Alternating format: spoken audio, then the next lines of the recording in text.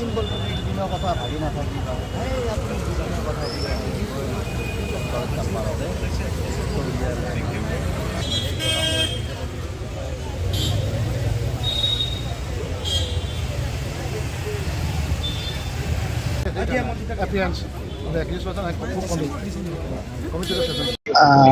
Criminal কেছত যে একিজক যেতিয়া arrest কৰা হয়, এৰেষ্ট কৰাৰ পিছত তেওঁলোকে উইদিন ডেট ষ্টিপুলেটেড পিৰিয়ডত চাৰ্জশ্বিট দাখিল কৰিবলৈ আহি হয়। এই ষ্টিপুলেটেড পিৰিয়ডৰ আগতে তেওঁলোকে চাৰ্জশ্বিট দাখিল কৰিছে আৰু দাখিল কৰাৰ পিছত তেওঁলোকে এটা কপি চাৰ্জ কৰিবলৈ তোলে অল একিউজ পাৰ্চনছ। সেইমতে আজি একিজক আজি ভাৰ্চুৱেলি তেওঁলোকে এপিয়াৰ কৰাই পিনি হাৰ্ড কপি থানা জেলতে দি দিয়া হৈছে। তো CIDৰ জেল অথৰিটিৰ যোগেদি আৰু ফেমিলি মেম্বাৰ্ছক আনি তেওঁলোকে এটা পেন ড্ৰাইভ দিয়া হৈছে। তাতে এভৰিথিং ইজ দিয়াৰ পেন ড্ৰাইভত সকলোবিলাক আছে, ক'ত কি নাই চব ডকুমেণ্ট তাতে আছে। আজি সেইটোৱে কাম আছিলে। আজি কন্দা কথাটো নাই, এইটো মাইকী মানুহটো নহয় নহয় মই ভাবোঁ, হয় নাই বাৰু? গতিকে কন্দা কথাটো অহা নাই। তেওঁলোকে হয়তো মনত কি ভাবিছে আপোনালোকে নিজে অনুমান কৰক। ইমান ডাঙৰ এটা কেছ হৈ যোৱাৰ পিছত এজন মানুহ নিজে ভাবিছে কেনেকুৱা অৱস্থা হ'ব পাৰে, মানসিকভাৱে সেইবোৰ শ্ব' নকৰিলেও যাৰ যে বডি লেংগুৱেজে কয় অলপমান তেওঁলোকে অলপ এটা হৈছে কি বুলি ক'ম এতিয়া বস্তুটো অলপমান তেওঁলোকে যে হেৰি হৈছে ভাবি অনুমান কৰে যেন অনুমান কৰিছোঁ আমি, অনুমানহে কৰিছোঁ আমি। 22 ডিচেম্বৰত appearance of the accuse person আছে। তেওঁলোকৰ অনাৰেবল কোৰ্টে তেওঁলোকক পাৰ্চনেলি এপিয়াৰ কৰিবলৈ ক'ব, কিন্তু হয়তো CID যদি ৰিকুৱেষ্ট কৰে তেতিয়া বেলেগ ধৰণৰ হ'ব। তেতিয়া ভাৰ্চুৱেলি তেওঁলোকে এপিয়াৰ কৰাই পিনি সেইদিনাই কমিট কৰি দিয়া হ'ব অনাৰেবল ছেছন কোৰ্টে, যিহেতু 103 ইজ দেয়াৰ। পক্ষে অন্য একো নাই। আজি কপি কেনে আছিলে, যিহেতু ক্ৰিমিনেল নৰ্মতে আজি ক্ৰিমিনেল কেছত আজি কপি চাৰ্ভ কৰিবলৈ হ'ল দিয়া কেছত যিকোনো কেছতে নহ'লে তেওঁলোকে কপি চাৰ্ভ কৰা হৈছে। তেওঁলোকে যদি এপিয়াৰ হোৱা নাই তেওঁলোকে ভাৰ্চুৱেলি কাৰণ দিয়া হৈছে আৰু হাৰ্ড কপিয়ে দিয়া হৈছে। ভাৰ্চুৱেলি এপিয়াৰহে হ'ল, কিন্তু কপিবিলাক হাৰ্ড কপিতে জেলতে দিয়া হৈছে। কিন্তু ফেমিলি মেম্বাৰ্ছক এটা পেন ড্ৰাইভত এভৰিথিং ইজ দিয়াৰ পেন ড্ৰাইভত যিমান ডকুমেণ্টছ চিজ কৰা হৈছিলে, যিমান মেটেৰিয়েল হেৰি কৰা হৈছে, চব বস্তু কিমানো সাক্ষী লোৱা হৈছিলে, কিমান হেৰি আছে, সকলো বস্তু পেন ড্ৰাইভত দিয়া আছে। তেওঁলোকে সেইখিনি পোৱা হৈছে, অলৰেডি পাইছে, তেওঁলোকে ৰিচিভ কৰি দিছে। All family মেম্বাৰ্ছে Fauda Siddharth Sharma, Fauda Shyam Kanu, Fauda Goswami, Fauda Amit Prabha সকলোৰে কাৰণে তেওঁলোকে ৰিচিভ কৰি দিছে ফেমিলি মেম্বাৰ্ছে। আৰু তেওঁলোকে পেন ড্ৰাইভ লৈ ঘৰলৈ গুচি গৈছে। তাৰপিছত তেওঁলোকে এডভকেটৰ যোগেদি কি কৰে জাপটো দিয়া দিব। ভেৰি ফাৰ্ষ্ট যেতিয়া প্ৰডাকশ্যন কৰিছিল আজি 2 মাহৰ আগতে, 2 মাহ 3 মাহ 9 মাহ আগতে, তেতিয়াই LADC দায়িত্ব দিছিলে। কিন্তু LADC ইমান দিন প্ৰেজেণ্ট নাছিলে। কিন্তু আজি LADC ধ্ৰুৱজ্যোতি দাস, LADC তেওঁ ডিফেন্স কাউন্সিলৰ, তেওঁ আজি এয়াৰপৰ্টত এপিয়াৰ হৈছে আৰু তেওঁলোকক জনাই দিয়া হৈছে যে তেওঁলোকক একিজক কপি দিয়া হৈছে। তেওঁলোকে তাক লৈ পিনি কেনেকৈ কাম আগবঢ়ায় দি LADC দায়িত্ব, তেওঁলোক প্ৰচেছটো কেনেকৈ আগবঢ়ায়।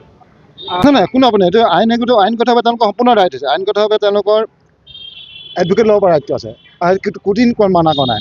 খালি আমি এছ'চিয়েশ্যনে কৈছোঁ যে আমি এনেকুৱা এটা কেছত জুবিন গাৰ্গে এটা হাত টপৰ মানুহজনত আমি তেওঁলোকক কোনো এডভকেটক আমি পাৰ্টিচিপেট নকৰিবলৈ বহুত একিউজ পাৰ্চন আছে।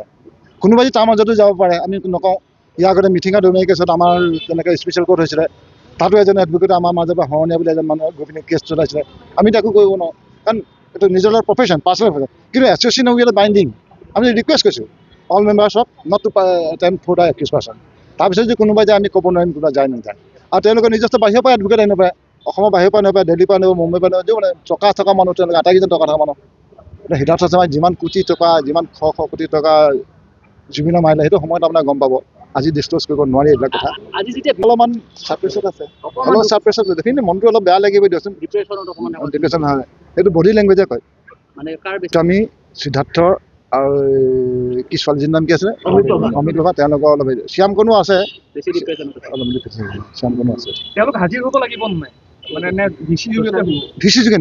যেতিয়া ছেশ্যনত কমিট কৰি থৈ দিয়া হ'ব যে চাৰ্জ ফ্ৰেম হ'ব, চাৰ্জ ফ্ৰেমত মাষ্ট প্ৰেজেণ্ট, কাৰণ তাত চহী কৰিব লাগিব ন। তেওঁলোকে যে কি চাৰ্জ কোৰ্টে প্ৰনাউন্স কৰিব, সেই চাৰ্জৰ ওপৰত হিয়াৰিং হ'ব। গতিকে তেওঁলোকে সেইদিনা প্ৰেজেণ্ট হ'ব, তাত চহী কৰিব লাগিব, যেতিয়া কোৰ্টে চাৰ্জ ফ্ৰেম কৰিব, সেইটো কথা। কিন্তু মই অনুমান কৰিছোঁ এইটো নকওঁ এইবাৰ এইকেইটা, এতিয়া নকওঁ, পিছত মই ক'বলৈ গ'লে ক'ম বাৰু। আজি এইকেইটা নকওঁ, চিন্তা পিছত আপোনালোকে নিজে গম পাব, কিছু নহয় নিজে গম পাব। আপোনাৰ প্ৰচিডিউৰ সময় লাগিব, কাৰণ ফাৰ্ষ্ট ট্ৰেক আদালত কৰিবলৈ চৰকাৰে অনুৰোধ কৰিছে। চৰকাৰে অনুৰোধ কৰিছে, হাইকোৰ্টে এজন ফাৰ্ষ্ট ট্ৰেক আদালত হ'লে স্পীডিত সোনকালে কেছটো শেষ কৰিব লাগে। কাৰণ কেলৈ যেনেকৈ আমাৰ চিৰিয়েলত বম ব্লাষ্টিঙত যেনেকৈ ফাৰ্ষ্ট ট্ৰেক কৰিছিলে, তেতিয়া এজন আমাৰ জাজক দিছিলে, অকল পাৰ্টিকুলাৰ সেই কেছটোৰ কাৰণে দিছিলে। ফাৰ্ষ্ট ট্ৰেক বুলি ক'লে অভিনীলৰ কাৰণেও ফাৰ্ষ্ট ট্ৰেক কৰিছে নগাঁৱত। কিন্তু অভিনীলৰ কেছটো আজি 6 বছৰ 5 বছৰ হৈ গ'ল, চলিয়ে আছে। এইটো কথা হ'ল যে আমি স্পেচিয়েল হ'বলৈ অকল পাৰ্টিকুলাৰ সেই কেছটোৰ ওপৰত দিব লাগিব। তেওঁ ডে টু ডে হিয়াৰিং হ'ব, ডে টু ডে সাক্ষী ল'ব, this is fast track, very fast হ'ব লাগিব বস্তুটো। সেইটো প্ৰচিডিউৰ সময়ত কেতিয়া হাইকোৰ্টে কেতিয়া অনাউল হাইকোৰ্টৰ ওপৰত ডিপেণ্ড কৰিব কাক দিয়ে। অসম চৰকাৰ হাইকোৰ্টে অনুৰোধ কৰিব লাগিব ফাৰ্ষ্ট ট্ৰেক কেছ দিবৰ কাৰণে, তেতিয়া হ'ব বস্তুটো। ধ্ৰুৱজ্যোতি দাসে ওকালতি কৰিছে আজি এপিয়াৰ হৈছে আজি তেওঁলোকে এপিয়াৰ তাৰপিছত হয়তো নিজৰ এডভোকেট ল'ব পাৰে আমি সেইটো ক'ব নোৱাৰিম লিগেল এডৰ পৰা সেইটো লিগেল এডৰ পৰা আহিছে আজি ওকালতি কৰিছে উকালি বুলি আচলতে তেওঁলোকক ক'বলগীয়া একো নাই আজি ক'বলগীয়া পাৰ্ট নে আজি তেওঁলোকক কপি যদি আছে তেওঁলোকক জনাই দিয়া আছে যে আপোনাৰ একিউজক আজি কপি হেণ্ড অভাৰ কৰা হৈছে ভাৰ্চুৱেলি দিয়া কি কয় হাৰ্ড ক'ৰ কপিও দিয়া আছে আৰু পেন ড্ৰাইভো দিয়া আছে সেইটো কথা তেওঁলোকক পেন ড্ৰাইভ বুলি তোমাৰ ফেমিলি মেম্বাৰ ফেমিলি মেম্বাৰ আছে 7জন ফেমিলি মেম্বাৰ দিয়া আছে হ'ব ঠিক আছে